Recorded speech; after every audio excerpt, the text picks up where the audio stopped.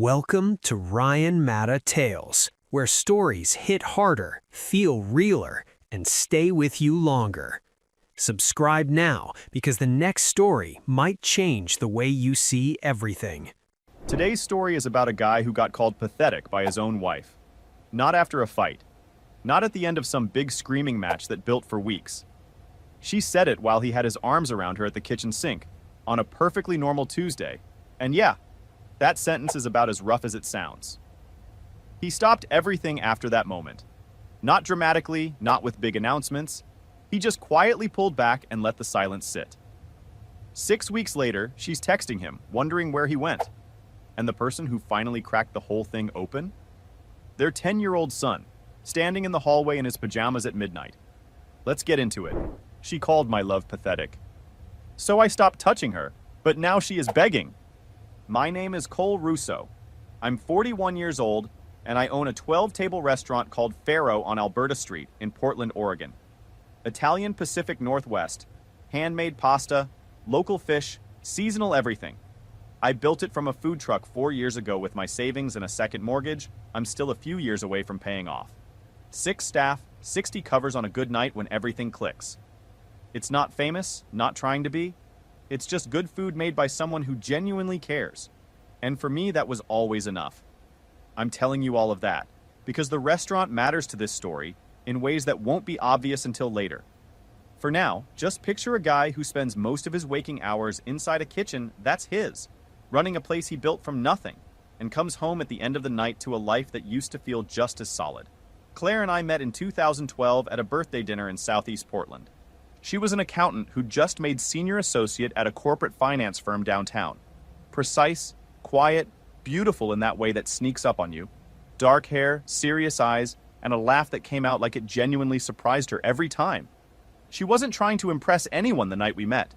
I liked that immediately. We got married in 2014. Small ceremony under the St. John's Bridge, her dad walking her down, my mother crying in the front row. Our son Eli came 2 years after that. He's 10 now. Serious kid. Watches everything. Says almost nothing. Takes things in like he's collecting data on the world. He got that from her, honestly. For the first 5 years, we were solid in the way that doesn't need to announce itself. She'd come to Faro after work and sit at the counter, order sparkling water, watch me run service. Some nights she'd stay until close and we'd walk home through the neighborhood with her hand tucked inside my coat pocket because she always, and I mean every single time, forgot her gloves. Those walks were nothing. Just a guy and his wife walking home in the dark. But I miss them in a way that I probably always will.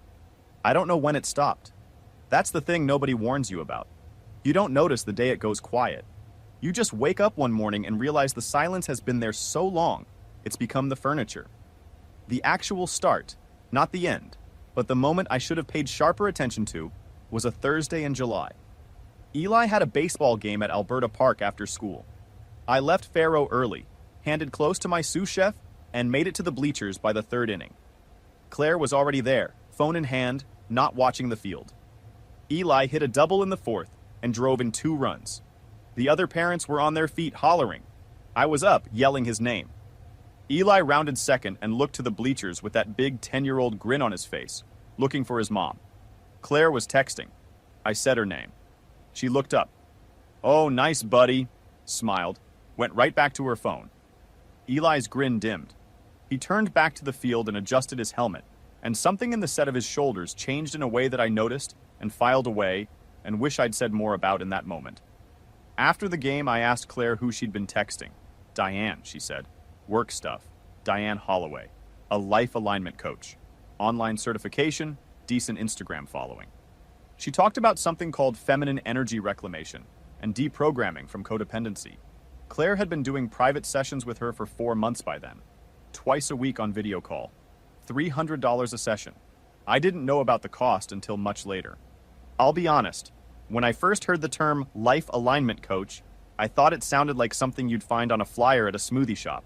I should have taken it more seriously than that. A week or so after the game, I was putting away laundry in the hallway when I heard Claire on a call behind the closed bedroom door. Just fragments through the wall. He always wants something from me. Physically, emotionally, it's constant. A pause. I know. I need to set the boundary, but he'll make it into a thing. Another pause. You're right. If he can't respect my space, that tells me everything I need to know about him. I stood in that hallway holding a stack of Eli's t-shirts, listening to my wife describe my love as a burden she needed professional help to escape. My arms around her waist, my hand reaching for hers at the end of the couch, my wanting to sit next to her while we watched something Eli picked out. All of it apparently was constant and exhausting and something that needed a boundary. I finished putting the laundry away and didn't say anything about it that night. A few days after that, I suggested we take Eli to Cannon Beach for the day. Just the three of us. No agenda. First nice Saturday in a while.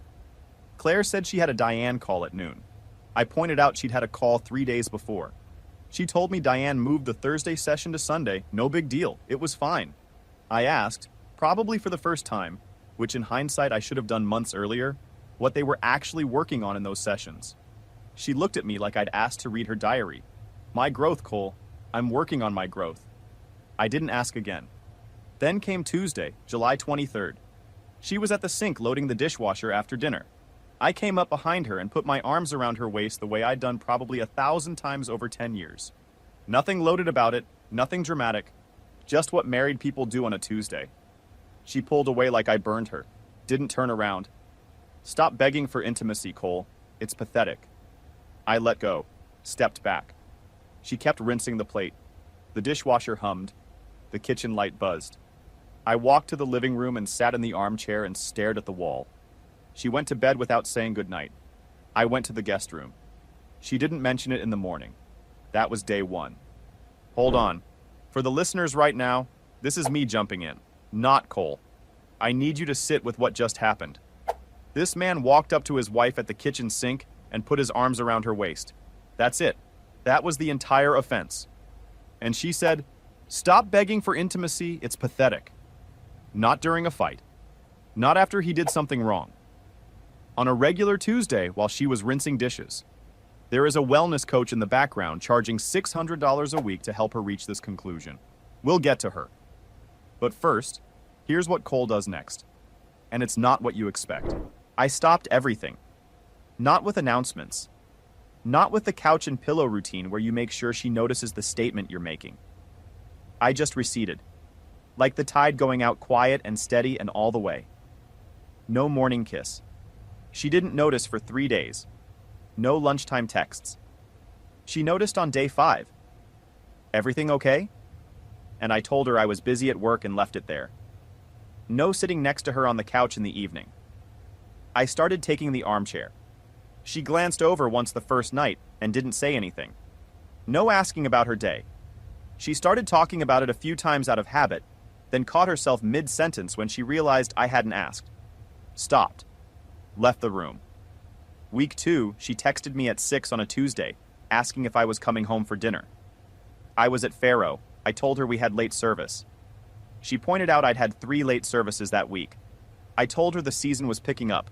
It wasn't picking up. I just couldn't sit in that house anymore where my wanting to be close to my wife was something she needed to escape. The restaurant was the only place where everything I gave was actually wanted. My sous chef Marco could tell something was off, but he didn't pry. Good man. My buddy Dom, who I've known since before Faro even existed, could see it written all over me every time we talked. He didn't push either. If you've ever carried something like this completely alone, you already know why I'm telling this story now instead of keeping it to myself. By the end of July, Claire moved her things to the guest room. Said it was for her back. The mattress was firmer in there. I said okay. She took her pillow, her charger, her book, a water glass. Left the bedroom door open behind her. Closed the guest room door. Night 2, night 3, night 7. Nobody talked about it. The guest room became her room. Our bed became my bed.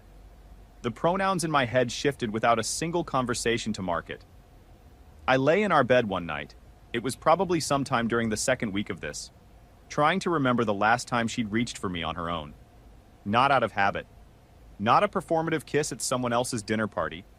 Not a hand on my shoulder for a photo. Actually reached for me because she wanted to feel me close. I couldn't find it. The memory wasn't there. Just a blank space where it used to be, like something I'd misplaced and couldn't even describe anymore. On a Saturday in early August, I came home with groceries. She was on the couch, legs curled under her, deep in her phone. I put the bags on the counter and started unloading. Mentioned I got that sourdough she likes from Ken's Artisan on 28th, and the good olive oil. The one from the shop on Hawthorne she'd mentioned once in passing back in January like it was nothing. One sentence, moving on. I'd remembered. Thanks, she said. Didn't look up from the screen. I put the olive oil in the cabinet quietly. Didn't slam it.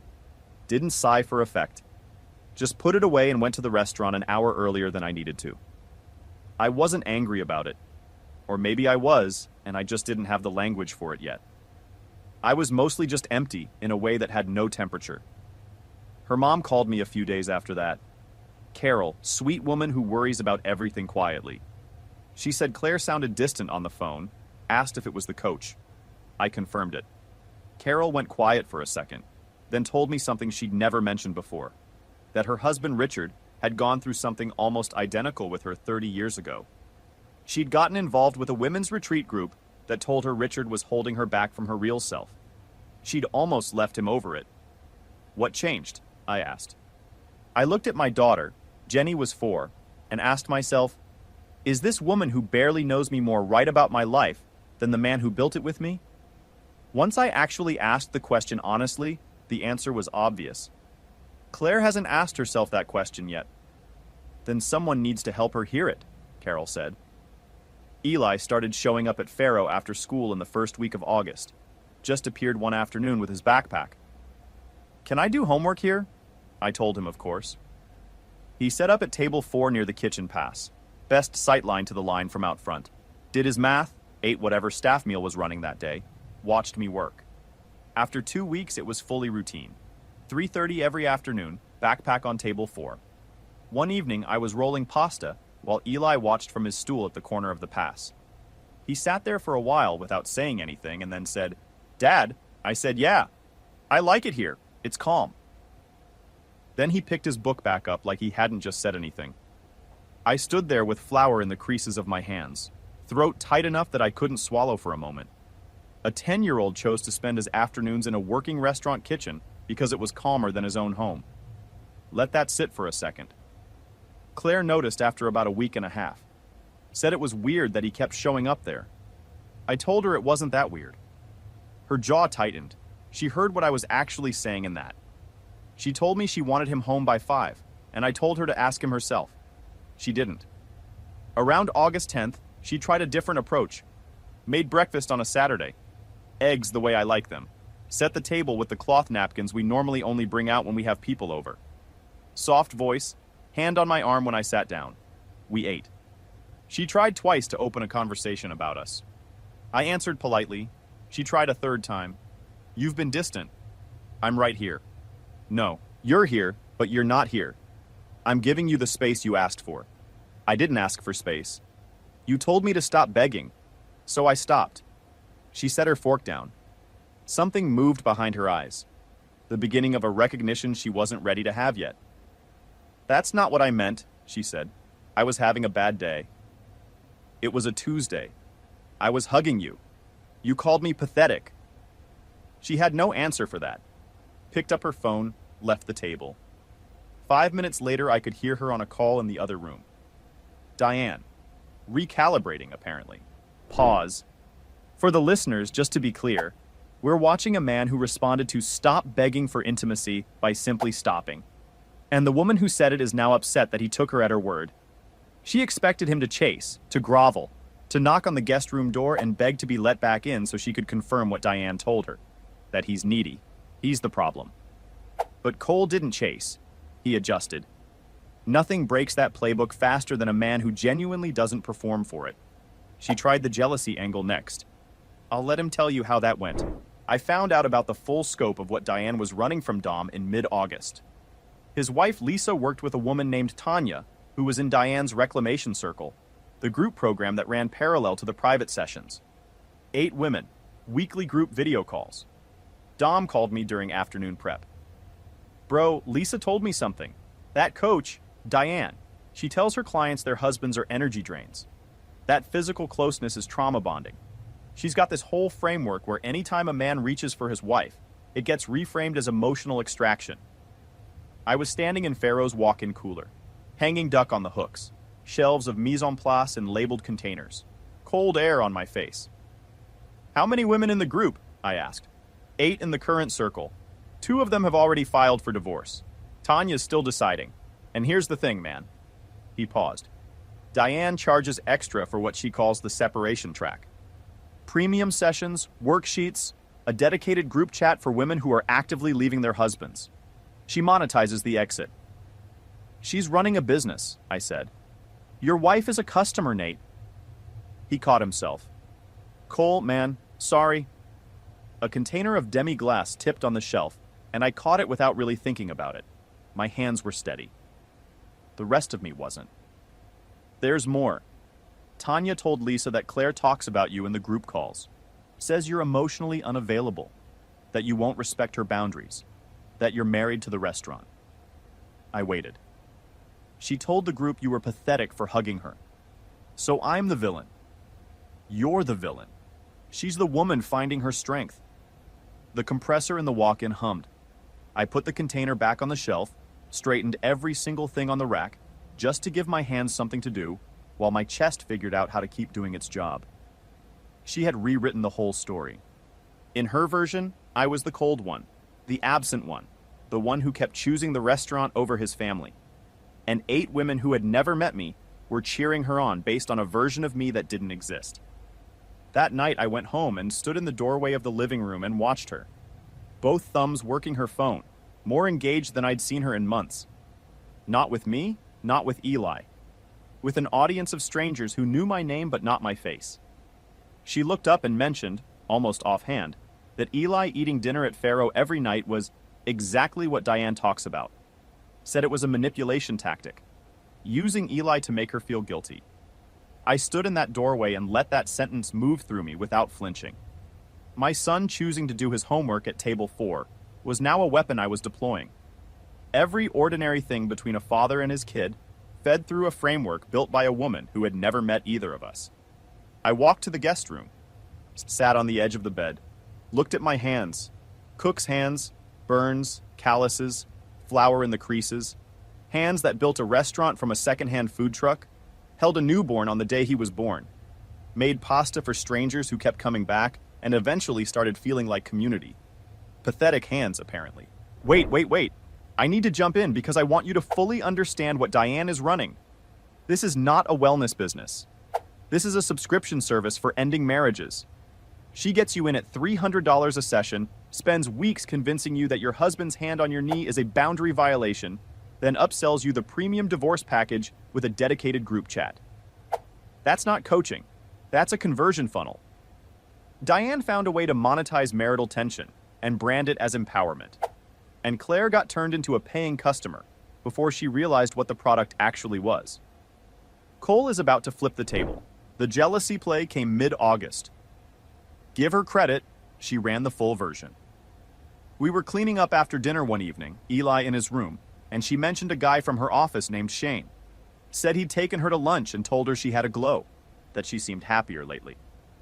She watched my face while she said it, waiting for the flinch, the jaw tighten, the question I was supposed to ask. "That's nice," I said. Her mouth tightened. "He's very charming." "Good for Shane." She turned to the sink. I could feel the frustration coming off her back from across the room. The playbook said, mention another man. He chases, she gets the power back. The playbook was written by someone who'd never met a man who'd already decided he was done performing. She went out that Friday, didn't say where. Came home close to midnight, and I was already in bed. I didn't ask where she'd been. She didn't explain. Whatever it was, it didn't move anything in me. Saturday, she cracked. "You're punishing me." "I'm not punishing you. I'm respecting your boundary."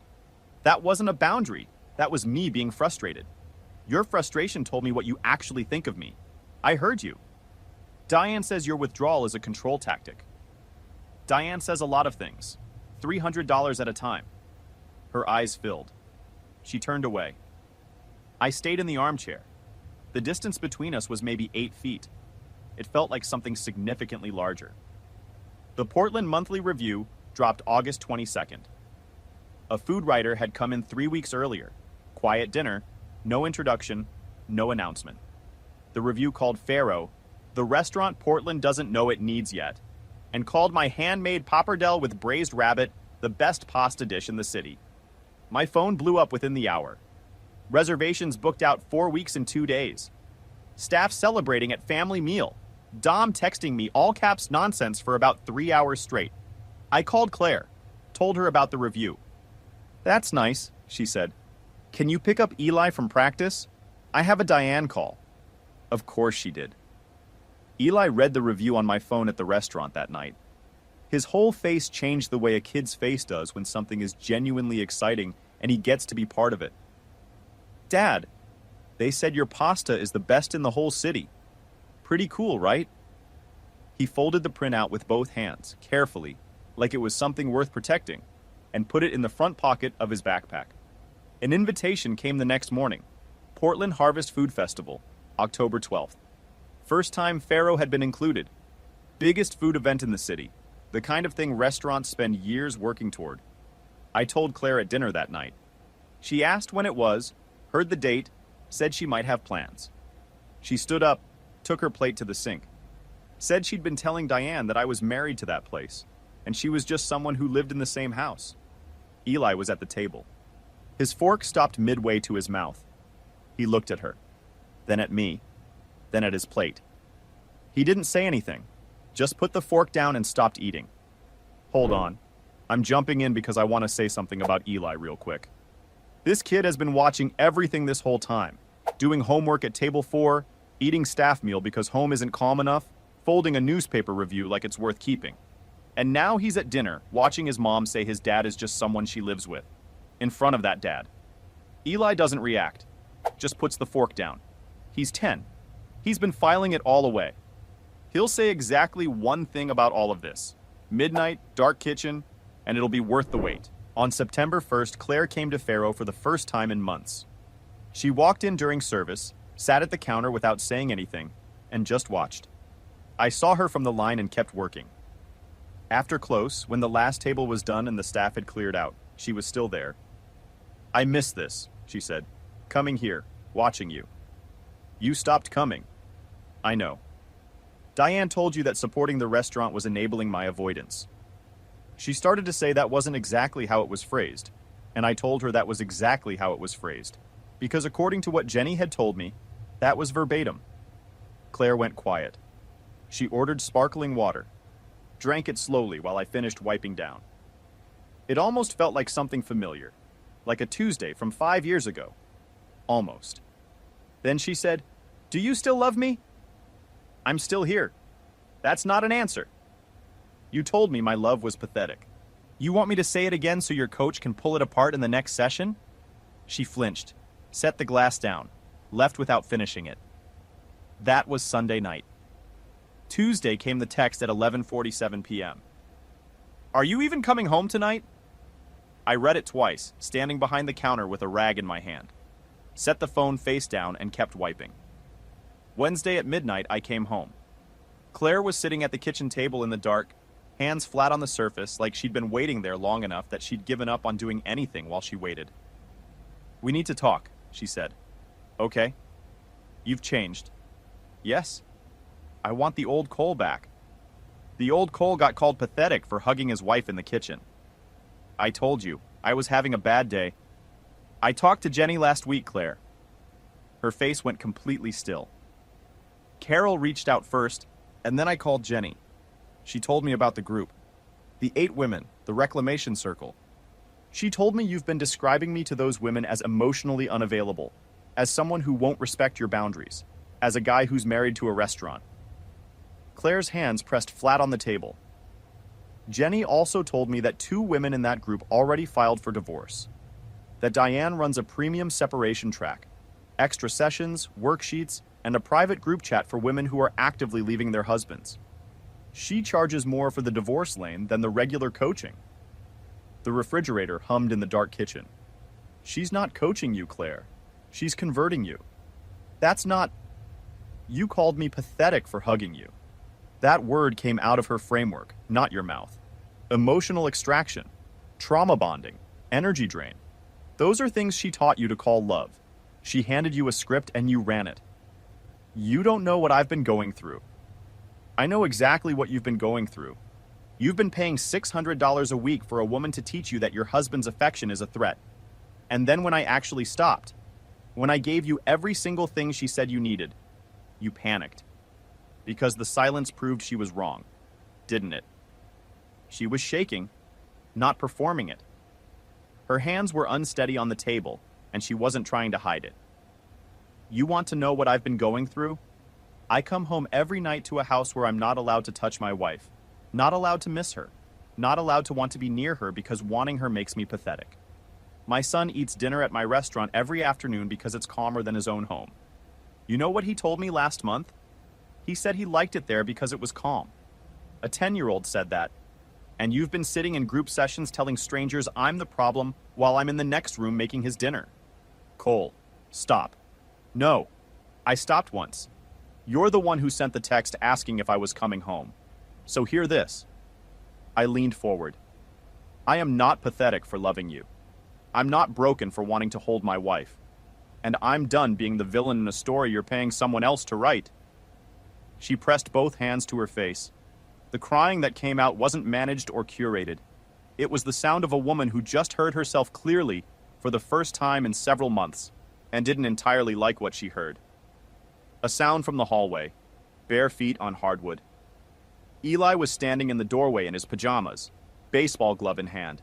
He'd been sleeping with it since the season ended, which is its own kind of thing. He looked at Claire, then at me, then quietly, in that way of his where he says exactly one sentence when he says anything at all. Dad's not the bad guy. He's the best guy I know. He turned and padded back down the hall. We heard his door close. Claire watched him go. Something broke open in her face, not the version that sat in Diane's circle and called me cold. The mother version. The one that just heard her son defend his father because she hadn't. What have I been doing? She whispered. You've been listening to someone who profits when your marriage fails. The things I said about you in those sessions. She shook her head. Cole, if you heard... Jenny told me. I know it wasn't true. None of it was true. The word pathetic was true. You said that one yourself. She couldn't look at me. How do we fix this? She asked. First, Diane goes tonight, not next week. Tonight. You cancel every session, you leave every group chat, you block the number. That's non-negotiable. Okay. Second, you stop talking about our marriage to strangers. Something's wrong, you tell me. At this table, in this kitchen, not on a video call with someone who charges by the hour to take you apart. Okay. Third, and this one's going to take a while to work through. You need to understand something. I stopped reaching for you because you made it unsafe. Not uncomfortable. Unsafe. That's not something you can undo in one conversation. You need to sit with that. She nodded. Tears running, no sound. The quiet kind that comes when someone's too exhausted to perform anything anymore. I didn't reach across the table. Didn't take her hand. Wasn't there yet. We sat in the dark kitchen for a while, not touching, not talking. Eventually, she got up, went down the hall to our bedroom, not the guest room, and closed the door. I stayed in the chair until it got light outside. Some nights you just wait for the morning. Final update. October 12th. Portland Harvest. Food Festival, the South Park Blocks, the kind of event that draws every serious food person in the city. Pharaoh's booth. Handmade pappardelle, braised rabbit that had been cooking since 4 in the morning. 6 hours minimum. Can't rush it. That's the whole point. Eli was behind the table with me in a kid-sized apron, helping plate, telling customers his dad starts the braise at sunrise because you can't rush things that matter. He'd been saying that for 2 weeks since he read it somewhere. I let him have it. He was beaming the whole shift. Claire showed up around 4. No phone out. She stood in line like everyone else, and when she got to the front, Eli handed her a plate without saying anything, just handed it over with both hands. She took a bite and looked at me over that plate with an expression I hadn't seen in over a year. Not the managed version, not the performance. The one from 2012. The one that says, I actually see you. Not what you provide. Not what you represent. You. It's perfect, she said. She wasn't talking about the pasta. I knew that. I didn't say anything back, just held her look for a moment, and then turned to the next person in line because the booth was 3 deep, and the rabbit wasn't going to plate itself. Closing down the booth at the end of the night, Eli asleep in the back seat of the car, Claire helped me carry the sheet pans and equipment across the parking lot in the dark. October in Portland, both our breaths visible in the cold air. Quiet. After a while, she reached for my hand. Uncertain about it. Careful. Like she wasn't sure she was still allowed. I let her hold on. Didn't squeeze back yet. But I didn't pull away either. Some things take 6 hours to braise. Some things take longer. The only rule is you can't rush what actually matters. Look, Cole never yelled, never threatened, never made it a movie. He just stopped giving affection to someone who called it pathetic, which is the most devastating response available because you can't argue with it. And his 10-year-old, standing in the hallway at midnight with a baseball glove, said what the whole story needed someone to say. Not a script. Just a kid who noticed the truth before the adults did. Drop in the comments. What would you have done after that pathetic moment? Stayed, walked, something else? Let me know. Subscribe if you're not already, and I'll see you in the next one.